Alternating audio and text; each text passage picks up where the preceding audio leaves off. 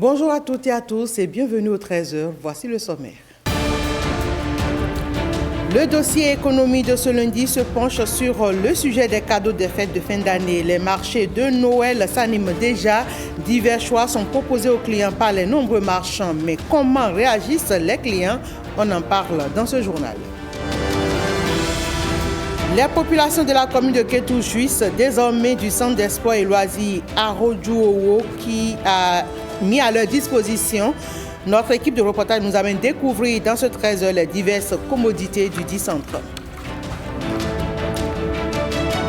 Anna Teko, la chantre de Dieu, retourne en studio pour le bonheur de ses fans. Elle a officiellement annoncé son comeback à la télévision nationale. Vous la suivrez dans cette édition.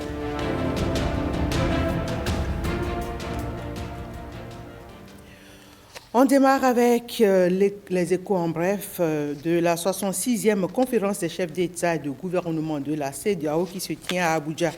Au cœur des discussions, la réponse à donner aux dirigeants sécessionnistes du Burkina Faso, du Mali et du Niger. Que vont décider les dirigeants de la communauté face à l'AES?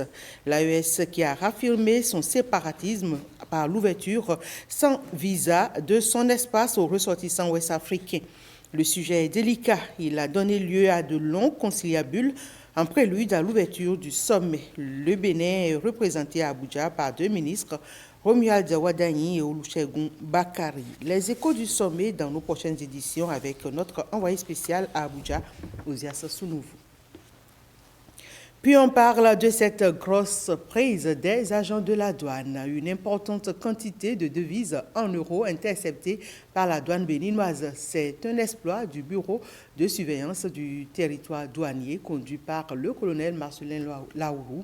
Jérôme Humbo nous livre les détails de cette opération à succès. Jour sombre pour ce voyageur en provenance du Nigeria. Sous son habillement, il a ingénieusement dissimulé une importante quantité de devises en euros. Mais c'est sans compter avec la vigilance du bureau de surveillance du territoire douanier, conduit par le colonel Marcelin Laourou. Arrivé au niveau de la frontière, l'individu a laissé tomber son moyen de transport et a pris un taxi, un transport en commun, pensant qu'avec ça, on ne pouvait pas le prendre. Mais comme la douane aujourd'hui a changé de stratégie de lutte contre la fraude, lutte contre toute importation en violation des réglementations en vigueur dans notre pays, on a pu mettre la main sur lui et après une palpation, il est entouré de beaucoup de billets en euros. Face à la lutte contre le terrorisme, le grand banditisme et autres, le Bénin, comme les autres pays de l'UEMOA, encadre désormais la manipulation et la circulation de l'argent.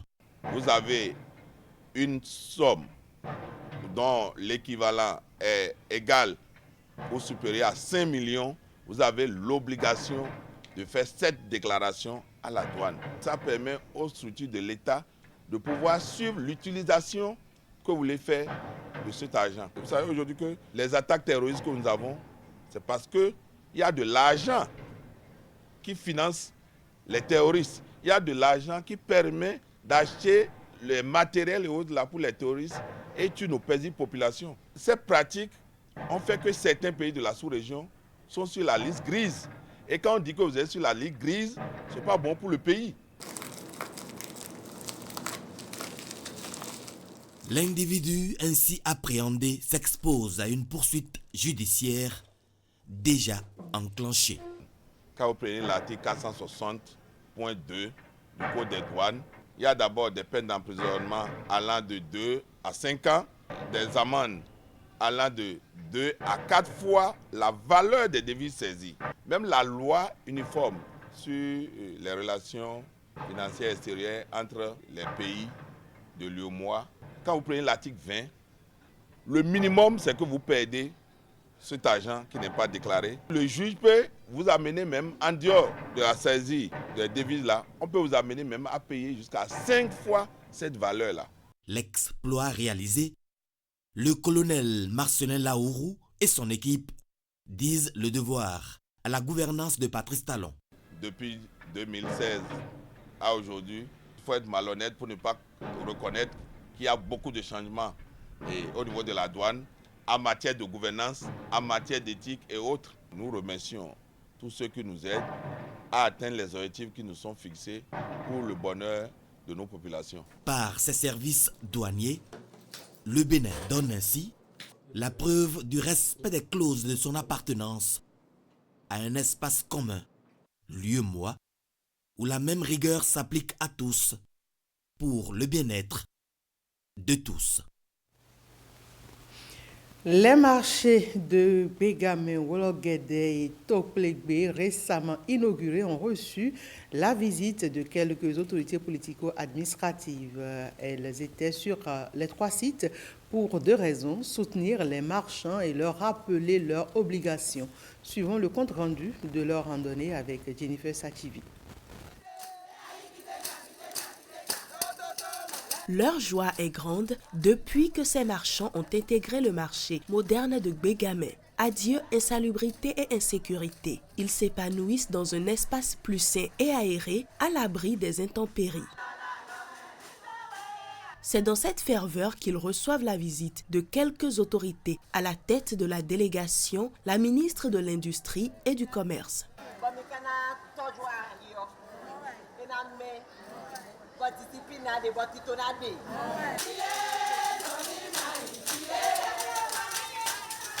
Soulagement et reconnaissance sont également au rendez-vous dans les marchés modernes de Wologede et de Toklegbe en face de l'abattoir. Nous étions au bord de la rue. Mais aujourd'hui, maintenant, on peut se vanter d'être dans un local idéal pour mieux exercer notre métier. On était dans un bas-fond, ça n'a pas été du tout facile. La marche a été très longue, mais aujourd'hui, nous disons merci au chef d'État, nous disons merci à tous ceux qui ont collaboré. Tout ce que nous pouvons demander, c'est que la prospérité puisse être au rendez-vous afin de pérenniser ce joyau. La visite a pour objectif de sensibiliser les occupants sur l'entretien des différents sites. Bon usage et hygiène étant de rigueur pour le bien-être des marchands et des acheteurs.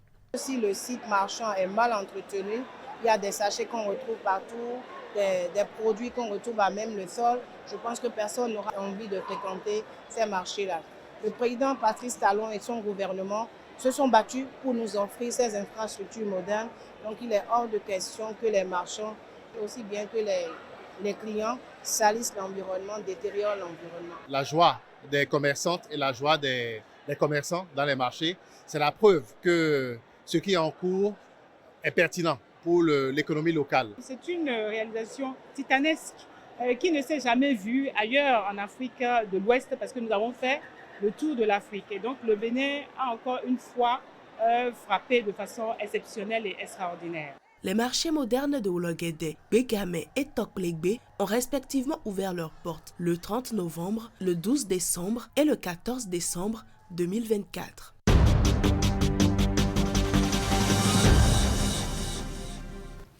Bientôt, les fêtes de fin d'année, les marchés de Noël s'animent de jour comme de nuit. Les commerçants rivalisent d'ardeur pour proposer aux clients les meilleurs choix de jouets. Mais du côté de ces derniers, comment s'organisent-ils pour offrir de bons moments de fête à leurs enfants en termes de budget? Le dossier économie de ce lundi se penche sur la question et c'est un sujet que nous proposent Ramatou Lawani, Igor Ayosso et Ariane Da Silva. Cotonou à quelques jours de Noël. Les stands de vente de jouets sont installés un peu partout avec une large gamme de choix.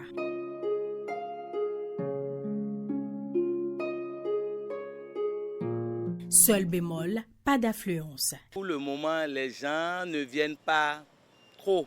Ils viennent à compte-gouttes. D'autres viennent, ils disent « Je suis venu demander le prix, je vais revenir ». D'autres viennent, ils achètent. Dans ce dernier groupe, on retrouve ce matin Emmanuel, jeune entrepreneur béninois. Il est venu choisir des jouets pour ses enfants. Des achats qui viennent s'ajouter à la longue liste de dépenses à effectuer en fin d'année.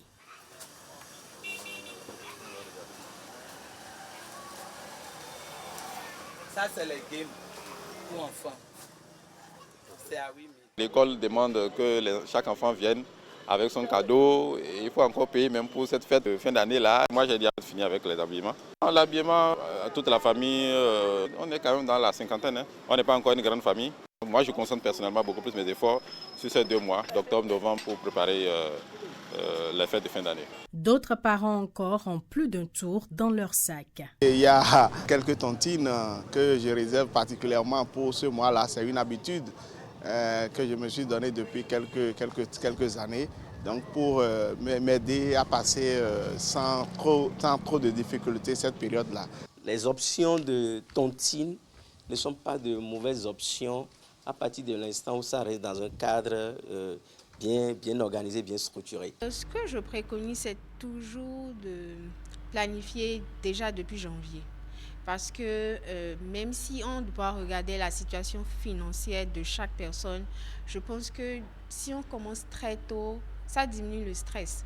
On ne doit pas servir l'argent, c'est le contraire. Donc, qu'est-ce que je peux faire en fonction de ma situation actuelle pour ne pas être stressé par l'argent? Des astuces pour passer de bons moments de réjouissance et qui prennent en compte, pour certains, l'aspect solidaire des fêtes. Il y a beaucoup de familles, il y a beaucoup d'enfants. Les parents n'ont pas les moyens d'acheter même un petit jouet de 500.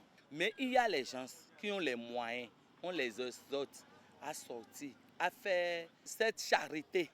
Quand on donne à quelqu'un qui était désespéré, la joie, l'espoir qui renaît de ce geste-là me pousse à dire à tous ceux qui sont capables de faire quelque chose à côté, de le faire. Un geste simple mais puissant dans lequel pourrait résider la magie des fêtes.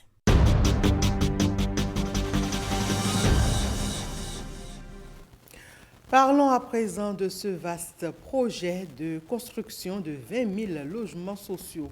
Le président Patrice Talon l'a réalisé dans la commune d'Abomey-Calavi, précisément à Ouedo. La promesse de routement social continue de se concrétiser. Jérôme Humbo nous propose une immersion dans cet espace de 235 hectares métamorphosés.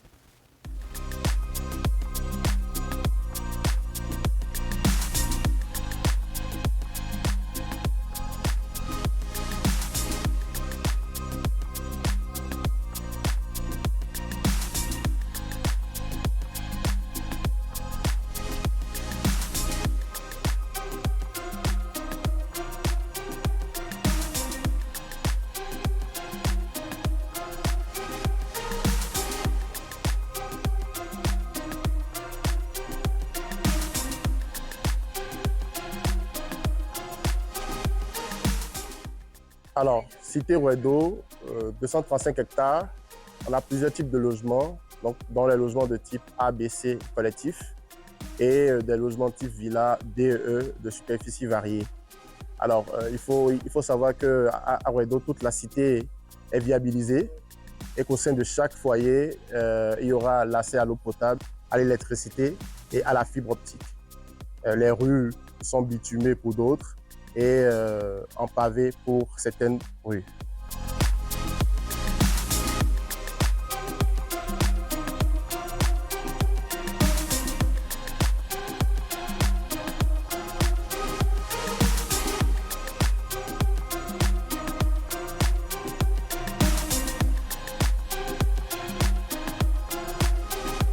On a deux catégories de logements, des logements sociaux et des logements économiques. Les logements économiques sont réservés à une cible bien définie, que sont les fonctionnaires, et qui auront des critères à respecter avant de pouvoir y prétendre. Et donc, les critères, c'est quoi? C'est déjà être de nationalité béninoise, avoir un salaire inférieur ou égal à 300 000 francs mensuels, n'être propriétaire d'aucun bien bâti sur l'ensemble du territoire national et être à plus de 15 ans de la retraite. En ce qui concerne les logements économiques, on a des appartements et on a la plus grande villa du programme.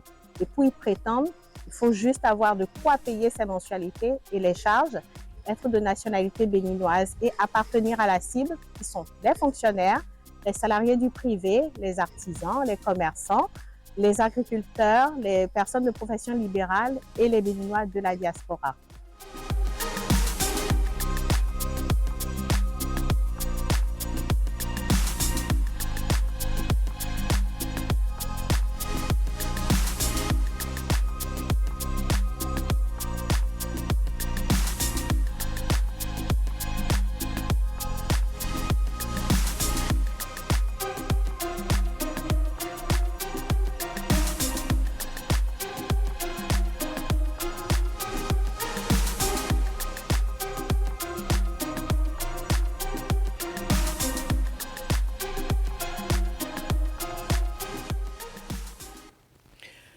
On connaît désormais les gagnants de la compétition régionale Tremplin Start-up UEMOA, ce concours qui met aux prises plusieurs entreprises de la sous-région à livrer son verdict. Cette année 2024 reste très chanceuse pour le Bénin qui voit l'une de ces entreprises recevoir le prix d'excellence régionale. Nos reporters nous dévoilent qui est l'heureuse entreprise gagnante après avoir assisté à la cérémonie de remise de prix le 13 décembre dernier à la CCI Bénin. Son visage est illuminé de joie, son sourire empreint de remerciements pour des mains lourdes d'un chèque de 8 chiffres. Pamela Nze Aseko reçoit le 3e prix d'excellence régionale or pour son entreprise, la maison Funke. Lorsque j'ai démarré Funke il y a 4 ans, tout ce que je voulais, c'était de mettre en avant le pain tissé béninois, le Kanvan. Et aujourd'hui, je suis fière du chemin que nous avons parcouru. Une belle arrivée malgré une route longue. C'est la première fois que le Bénin reçoit un prix d'excellence en 3 éditions de cette initiative Tremplin Start-up UEMOA.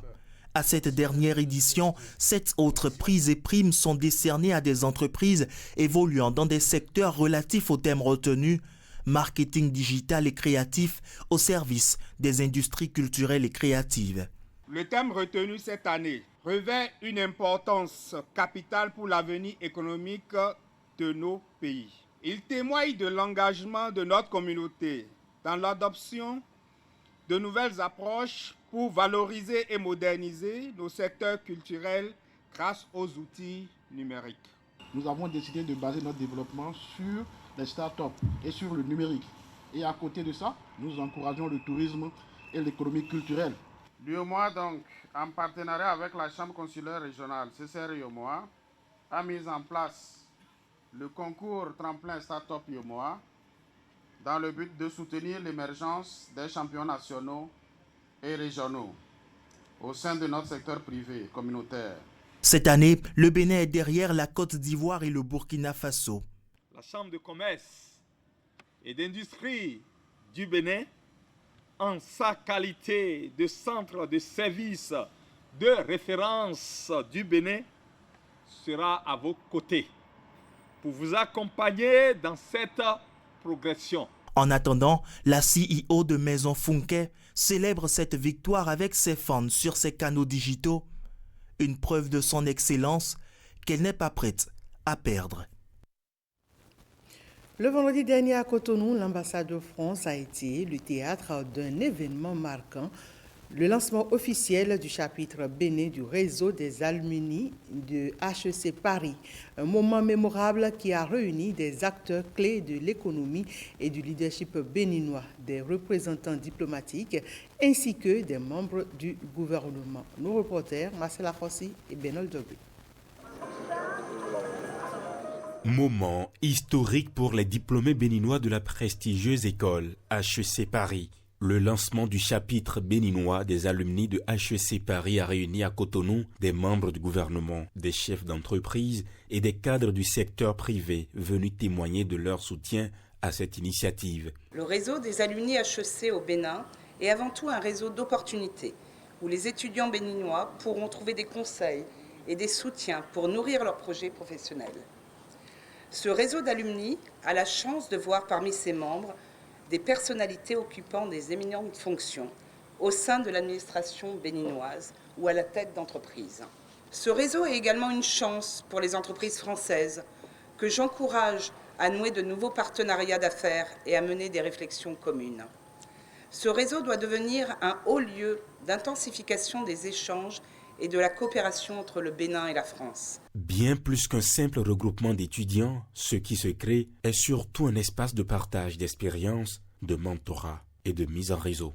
Nous aspirons à devenir un véritable catalyseur de projets innovants, un pont entre l'excellence académique d'HEC Paris et les besoins locaux, une plateforme où les savoirs acquis à HEC Paris se transforment en solutions concrètes pour notre entreprise, notre économie et toute notre société. Chacun de nous ici présents sait que le Bénin est un pays en pleine transformation, porté par une vision ambitieuse et des réformes structurelles majeures dans tous les domaines de développement. La soirée s'est conclue sur un cocktail où les discussions se sont prolongées dans une ambiance conviviale et constructive. La nomination d'un collège de ministres conseillers au Bénin alimente les discussions sur les réseaux sociaux. C'est ce que nous rapporte, entre autres, Stanislas Limpon dans Les Échos du Web. J'ai proposé au Conseil des ministres qu'il a adopté de créer un collège des ministres conseillers. Le chef de l'État a joint l'acte à la parole, mais sur la toile, cela fait grand bruit. Des internautes analysent la nomination des ministres conseillers et se demandent le bien fondé. D'autres y voient une sorte de remerciement en fin de mandat, mais les talons filent, rectifient, recadrent et remettent au goût du jour les explications données par le chef de l'État lors d'une conférence de presse à Cotonou. Il y a des fonctions qui ont été confiées à des gens qui n'ont pas du tout de chapeau politique. Alors que ce n'est pas eux qui ont œuvré à conquérir le pouvoir. Ce n'est pas eux qui répondent devant l'opinion. Donc quelqu'un met en œuvre une stratégie sans avoir le devoir de reddition de compte devant le peuple. Alors, j'ai toujours pensé qu'il faut qu'on trouve un moyen de compenser un peu cela. C'est cela qui a été décidé récemment, où nous avons dit que, au-delà de l'action de certains ministres, même que sont politiques, qui ont la tête dans le guidon au quotidien, qui sont tellement submergés que parfois, ils n'ont pas le recul qu'il faut pour apprécier leur propre action par rapport aux attentes des populations, par rapport à la vision ou par rapport même à l'avenir. Avant la nomination, les raisons évoquées sont justifiées selon plusieurs commentaires. Pourtant, des sceptiques scrutent le profil des ministres conseillers et jurent qu'ils sont les 12 apôtres désignés pour évangéliser le peuple dans la perspective des élections générales de 2026. D'une polémique à une autre, l'usage fait du réseau social TikTok au Bénin inquiète. L'artiste Richard Flash tire la sonnette d'alarme. TikTok est devenu un réseau où on doit venir se régler les comptes et se mettre à nu, comme vous l'avez dit dans votre introduction. Et on ne s'imagine pas l'impact que ça peut avoir sur notre génération future. Il faut peut-être à partir de 22h brouiller TikTok, bloquer TikTok carrément. Au Bénin? Au Bénin. La sortie de ce Béninois, pas des moindres, est diversement appréciée. Loin des critiques, de nombreux internautes approuvent ces propositions et appellent l'État à prendre en compte les suggestions du célèbre zouker béninois. Le centre des sports et loisirs Ojuowo de Kétou est désormais ouvert au public. L'inauguration a eu lieu le week-end dernier dans la ville de Kétou. Autorités gouvernementales et locales ainsi que des amis, parents et proches du promoteur ont pris part à la cérémonie d'ouverture officielle. Inauguration du centre des sports et loisirs Ojuowo de Kétou. Cet espace comporte un terrain de mini-foot, de basket et de volley. Un match d'exhibition en football et en basket marque l'ouverture officielle du centre. Sur le terrain de mini-foot, les moins de 15 ans de Kétou jouent contre leur père venu de Porto Novo. Ce joyau apporte de la joie aux enfants. Et c'est pour ça, nous, ministère des Sports, on dit merci à monsieur l'ambassadeur Adé Ndjou pour ce geste qu'il a fait pour la ville de Kétou, mais principalement pour le Bénin tout entier. Le centre des sports et loisirs de Kétou est doté également d'une salle de fête et de spectacle. Il entend être un pôle d'activité culturelle dans la cité de la Porte Magique. Je me suis dit, si les parents aussi trouvent un espace sécurisé pour le football, ils peuvent déposer les enfants, comme j'ai vu au Ghana, en Afrique du Sud.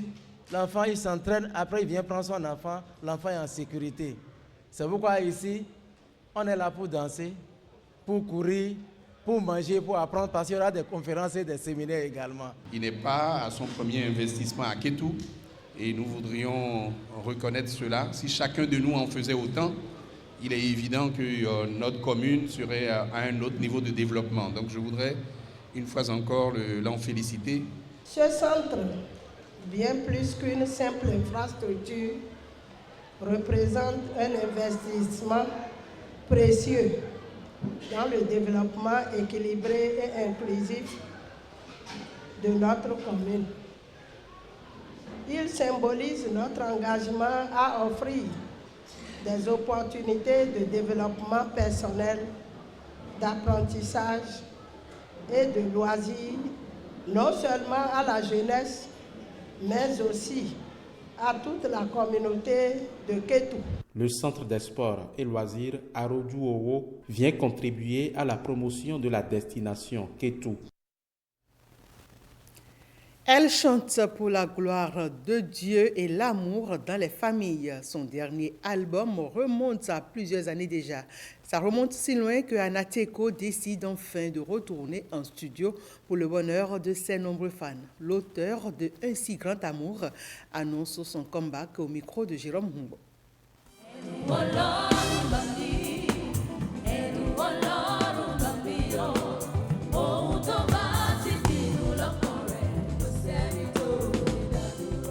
Beaucoup de gens me demandent, mais Anna, pourquoi il n'y a plus d'album? Tu ne chantes plus, C'est vrai que j'ai pris un peu de repos, c'est ça, pour m'occuper de mes enfants, de l'orphelinat. Aujourd'hui, Dieu a fait grâce, l'inspiration est là. Et je me prépare pour refaire mon retour sur scène avec un nouvel album que vous allez aimer, que vous allez apprécier. Parce qu'il y aura de la salsa, du compas, boléro, des rythmes africains. Il y aura vraiment de tout pour satisfaire tout le monde. Beaucoup d'adoration, mais ça tourne toujours autour de l'amour. Vous savez, comme on dit, je suis l'amoureuse de Jésus et je reviens en forme avec beaucoup d'inspiration pour vous témoigner la gratitude, témoigner l'amour que je porte pour mon Dieu et vous parler également de ce que je reçois, mon Dieu. D'ici le mois de mars, si Dieu veut, là, il y a déjà 4 singles qui sont sortis depuis quelques mois et on se prépare pour continuer jusqu'à la sortie officielle de l'album. Dieu aime notre pays, le Bénin, parce qu'il suffit de voir tout ce qui se passe autour. Et j'invite encore nos frères et sœurs en cette fin d'année à nous réveiller encore dans la prière. Prions pour notre pays, prions pour notre nation, parce qu'on ne sait pas par qui Dieu va bénir, on ne sait pas quelle prière Dieu va exaucer. Alors, petits comme grands, réveillons-nous, prions ensemble pour que nous puissions rentrer dans la nouvelle année 2025, dans la paix, dans la joie et dans l'amour.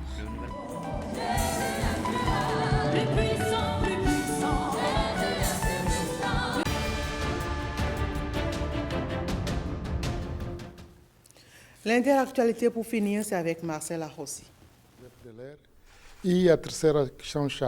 La capitale angolaise, Luanda, était censée être le théâtre d'une rencontre historique entre les présidents Paul Kagame du Rwanda et Félix Tshisekedi de la RDC. Cependant, contre toute attente, la réunion a été annulée à la dernière minute, plongeant les observateurs dans un mélange d'inquiétude et de scepticisme. Des différends sur l'ordre du jour et les préalables exigés par chaque camp auraient compliqué la situation. Kinshasa aurait exigé des garanties sur le retrait total du M23 des zones occupées, tandis que Kigali aurait demandé des assurances sur la sécurité de ses frontières. Selon certaines sources proches du dossier, les tensions étaient si vives que les délégations auraient eu des échanges tendus à huis clos, rendant toute tentative de dialogue entre les chefs d'État impossible. Quel avenir pour la paix dans la région? L'annulation de cette rencontre met en lumière les défis colossaux auxquels fait face la région des Grands Lacs. La méfiance entre Kigali et Kinshasa est profonde et sans un dialogue constructif, les perspectives de paix restent très minces.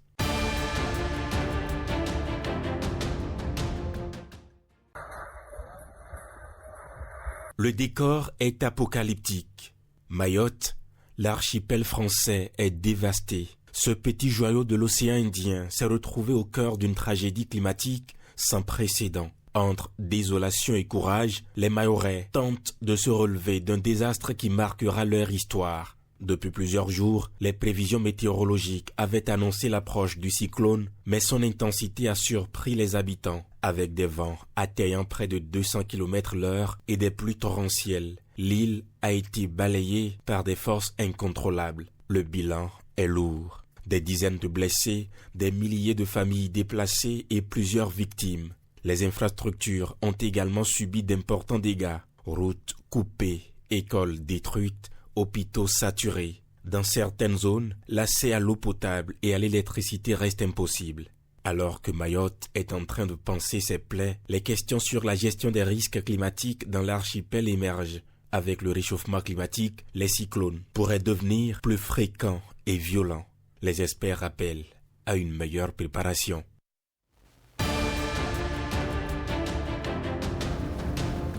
Et c'est la fin de ce 13h. Merci à toutes et à tous de l'avoir suivi.